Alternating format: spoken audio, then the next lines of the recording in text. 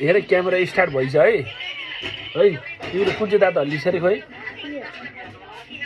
त्यो त हल्लिछ खोइले त कस्तो हल्लिन्छ हेर्छु है त कुन चाहिँ खोइ यो होइन अर्कै होला खोइ त यो त धेरै हल्ला छैन त्यो त यसो गरेर